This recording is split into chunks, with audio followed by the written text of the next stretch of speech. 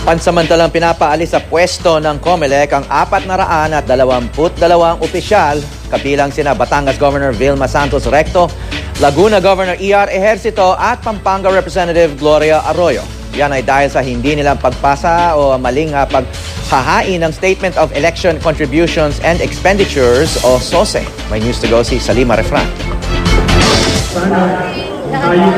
Tila hindi nagpapaapekto si Batangas Governor Vilma Santos Recto sa pagkakasama niya sa listahan ng 422 pansamantalang pinaalis sa pwesto ng COMELEC dahil sa hindi pagpapasa o maling paraan ng paghahain ng Statement of Election Contributions and Expenditures o SOSE. Ito yung listahan ng mga natanggap na donasyon at kontribusyon noong eleksyon. Nag-assume na sila ng June 30 when they should not have been allowed to assume the position. Ipinakita sa amin ng gobernador ang kanyang SOSE, pero ayon sa COMELEC, hindi raw gumamit ng tamang filing form si Santos Recto. Kahit pa hindi naman sobra sa limitasyon ang ginastos niya sa kampanya.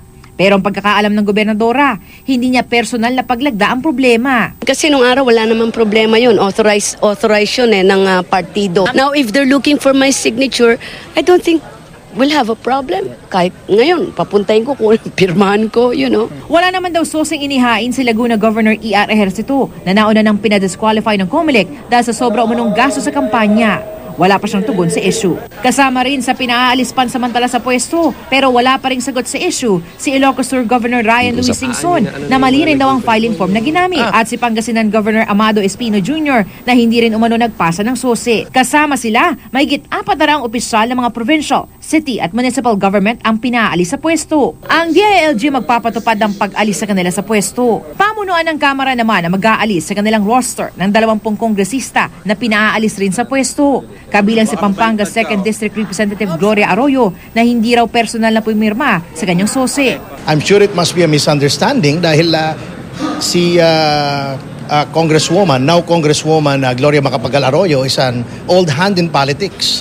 So malabo namang yung bagay na yan makaligtaan pa niya. Wala pa rin tugon si Muntinlupa Representative Rodolfo Biason na wala rin daw lagda tulad din ng 15 pang kongresista. Effectively, this is not a valid filing.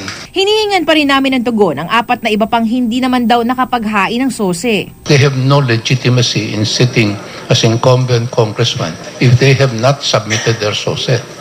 Kaya lang, kung hindi pa ini-implement ni Speaker, hindi naman namin mapipilit. No? Makakabalik naman daw sila agad sa pwesto, oras na maayos na nila mga dokumentong kailangan. Pero kailangan pa rin nila magmulta na hanggang 60,000 piso kung second offense na. Permanenteng disqualification naman sa public office ang parusa kung 2 magkasunod na eleksyon na ang paglabag. Salima Refran, GMA News.